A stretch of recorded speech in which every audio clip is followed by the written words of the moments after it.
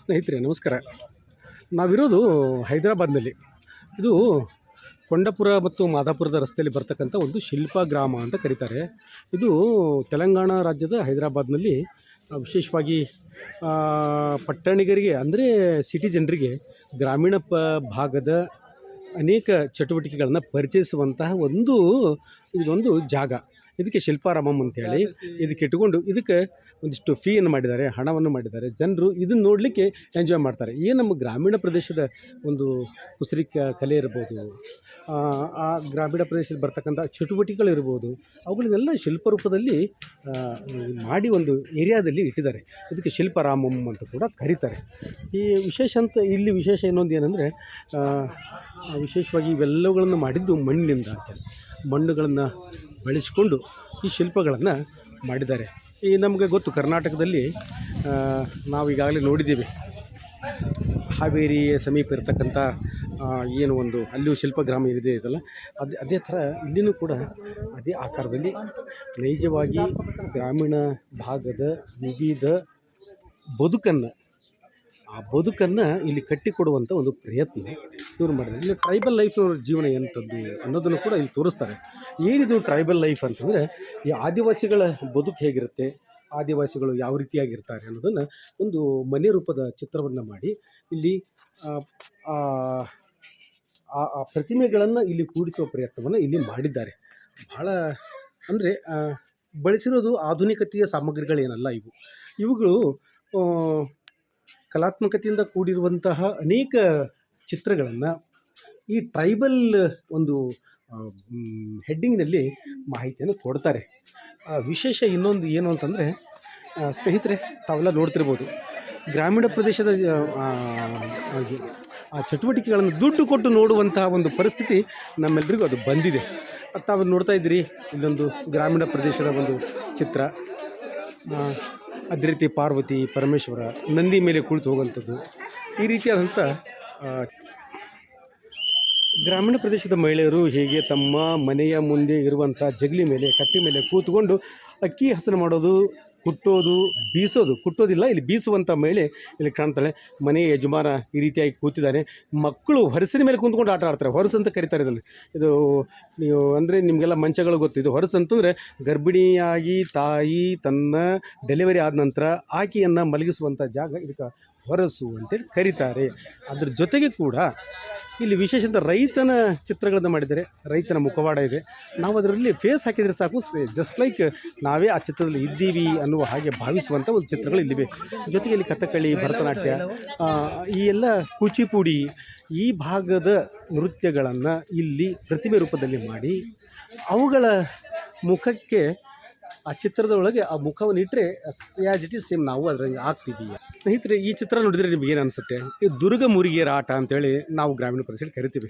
ಒಬ್ಬ ವ್ಯಕ್ತಿ ತನ್ನ ಮೈ ಮೇಲೆ ಬಾರ್ಕೋಲು ಮೂಲಕ ಬಡ್ಕೊಳ್ತಾನೆ, ಒಬ್ಬರು ಹಲಿಗೆ ತಮಟೆ ಬಡಿತಾನೆ, ಆ ದೇವಿಯನ್ನು ಹೊತ್ತುಕೊಂಡಂಥ ಮಹಿಳೆ ನೃತ್ಯ ಮಾಡ್ತಾಳೆ. ಅಂದರೆ ಇದು ಒಂದು ಬುಡಕಟ್ಟು ಜನಾಂಗದ ಒಂದು ನೃತ್ಯವನ್ನು ಇಲ್ಲಿ ಪ್ರತಿಮೆಗಳ ರೂಪಕ ಮಾಡಿ ತೋರಿಸುವಂಥ ಪ್ರಯತ್ನ ಶಿಲ್ಪಸಿಗೆ ನಾನೀಗ ತೋರಿಸ್ತಾ ಇದ್ದೀನಿ. ಸ್ನೇಹಿತರೆ, ಶಿಲ್ಪಾರಾಮಮ್ನ ಇನ್ನೊಂದು ಭಾಗ ಒಂದು ಪಾಂಡ್, ಒಂದು ಕೊಳ, ನೀರು ನಿಲ್ಲಿಸುವಂಥ ಒಂದು ಸ್ಥಳದಲ್ಲಿ ಬಂದಂಥ ಪ್ರವಾಸಿಗರಿಗೆ, ನೋಡುಗರಿಗೆ ಎಂಟರ್ಟೈನ್ಮೆಂಟ್ ಆಗಲಿ ಅಂಥೇಳಿ ಅದರೊಳಗೆ ಕುಳಿತುಕೊಂಡು ಅವ್ರನ್ನ ಒಂದು ಸುತ್ತು ಇದರಲ್ಲಿ ತಿರುಗಿಸ್ಕೊಂಡು ಬರ್ತಾರೆ. ಈ ಪಾಂಡ್ನಲ್ಲಿ ಒಂದು ವಾರದ ಕೊನೆಯ ದಿನಗಳನ್ನು, ರಜೆಗಳನ್ನು ಕಳೀಲಿಕ್ಕೆ, ವೀಕೆಂಡ್ಗಳನ್ನು ಕಳೀಲಿಕ್ಕೆ ಜಾಸ್ತಿ ಜನರು ಇಲ್ಲಿ ಬರ್ತಾರೆ.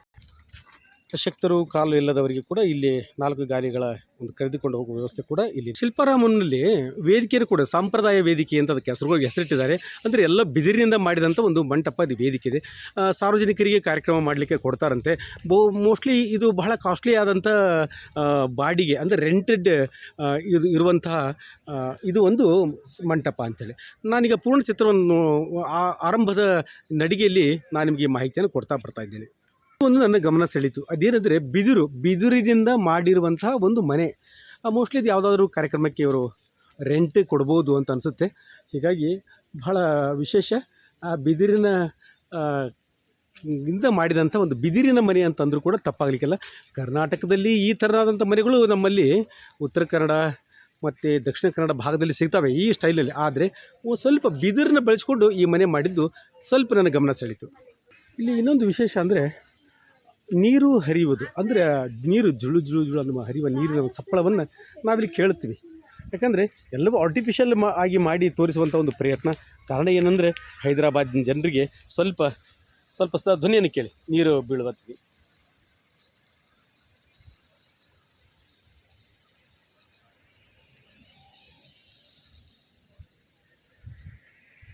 ಈಗ ನಾನು ನೋಡ್ತಾ ಇದ್ದೆ, ದಾರಿ ಉದ್ದಕ್ಕೂ ಅಗಲವಾದ ರಸ್ತೆಗಳಿವೆ, ಅಕ್ಕಪಕ್ಕದಲ್ಲಿ ಗಿಡಗಳಿವೆ, ಒಂದು ತಂಪಾದ ವಾತಾವರಣ ಈ ಶಿಲ್ಪಾರಾಮನಲ್ಲಿ ಕಂಡು ಬರ್ತದೆ.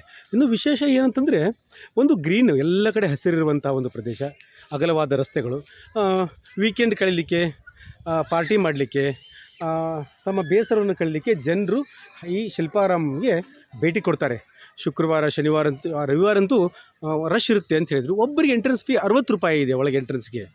ಇನ್ನೊಂದು ಡಿಪಾರ್ಟ್ಮೆಂಟ್ ಮಾಡಿದ್ದಾರೆ, ಭಾಗ ಮಾಡಿದ್ದಾರೆ. ಮಕ್ಕಳನ್ನು ಕರೆದುಕೊಂಡು ಬಂದವರಿಗೆ ಮಕ್ಕಳನ್ನ ಆಟ ಆಡಿಸ್ಲಿಕ್ಕೆ, ಕಿಡ್ಸ್ಗಳಿಗೆ, ಓನ್ಲಿ ಫಾರ್ ಕಿಡ್ಸ್, ಬಹಳ ಎಂಜಾಯ್ ಮಾಡ್ತಾರೆ ಪೇರೆಂಟ್ಸು ಮತ್ತು ಚಿಲ್ಡ್ರನ್ಸು.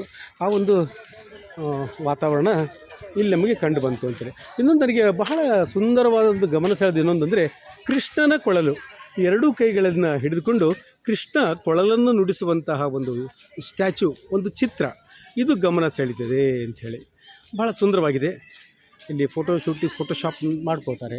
ಆಮೇಲೆ ನಮ್ಮ ಬೇಲೂರಿನ ಶಿಲಾಬಾಲಿಕೆಯನ್ನು ಕೂಡ ನಾವು ಕಾಣ್ಬೋದು.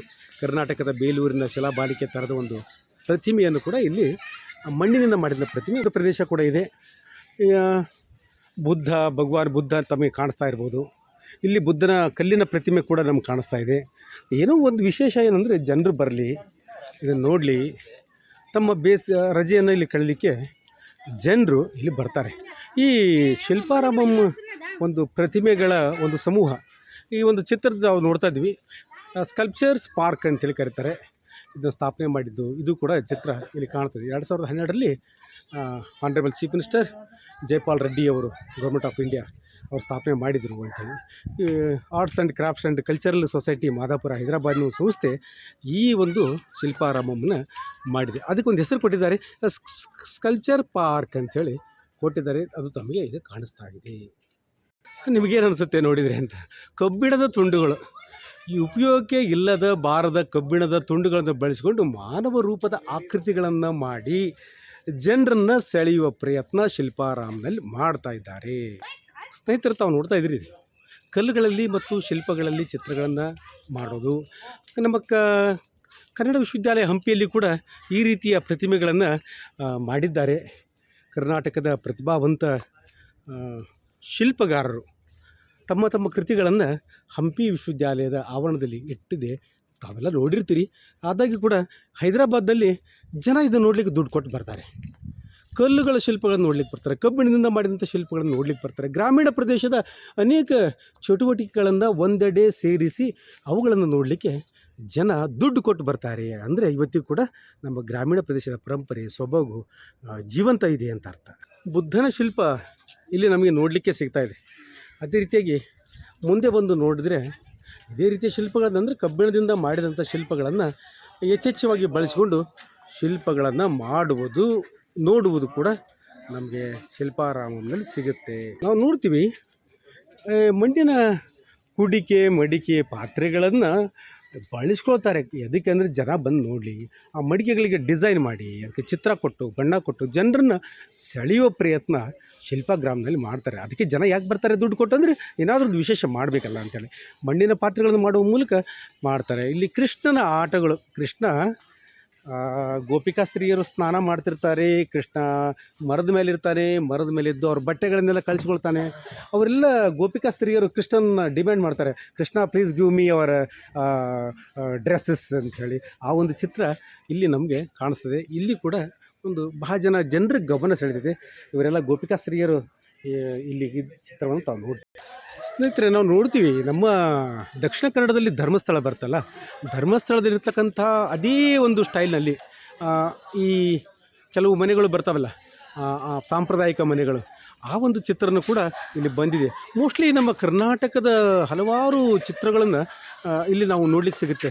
ನಮ್ಮ ಕರ್ನಾಟಕದಲ್ಲಿ ತಮ್ಗೆ ಗೊತ್ತು, ಸೊಲಬಕ್ಕನವರು ಅಂಥೇಳಿ ಭಾಳ ಫೇಮಸ್ ಆದಂಥ ಸ್ಕಲ್ಪ್ಚರ್, ಅವರ ಚಿತ್ರಗಳನ್ನು ಇಲ್ಲಿ ಕಾಣ್ತೀವಿ.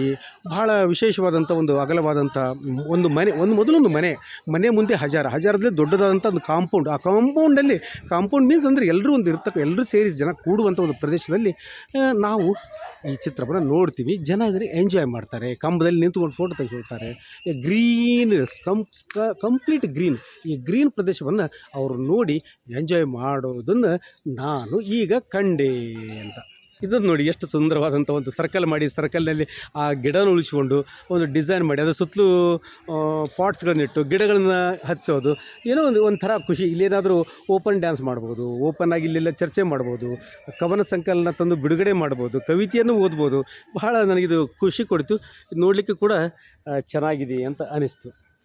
ಏನು ವಿಶೇಷ ಅಂದರೆ ಬಿದಿರು, ಯಥೇಚ್ಛವಾಗಿ ಕರ್ನಾಟಕದಲ್ಲಿ ಸಿಗ್ತಕ್ಕಂಥ ಬಿದಿರನ್ನ ಕಟ್ ಮಾಡಿ ಬಿದಿರಿನ ಮೂಲಕ ಒಂದು ಮನೆಯನ್ನು ಮಾಡಿ ಡಿಸೈನ್ ಮಾಡಿ ಒಂದು ಫೋಟೋಶಾಪಿಗಾಗಿ ಮಾಡಿರುವಂಥದ್ದು ಡಿಸೈನು.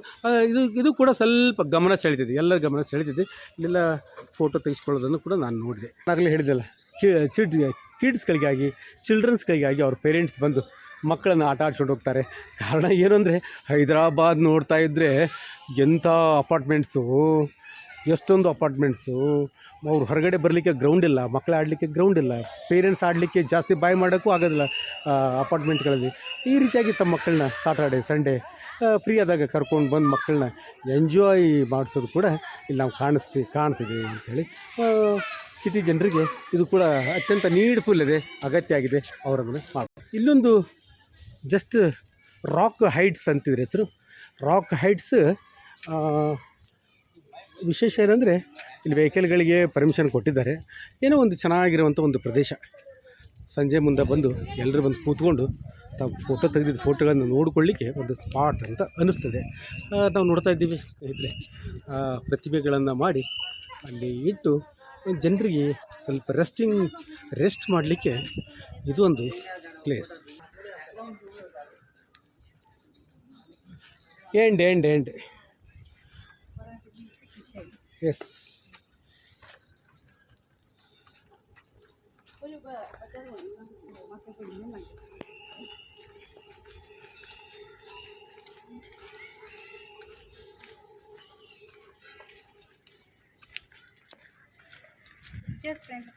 आगे निकल गया ना? हाँ निकल गया.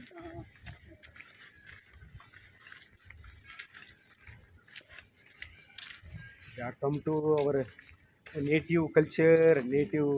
हाँ, बड़ा सिटी होता है पहले, बाद में गांव को चले गए, गांव को चलो.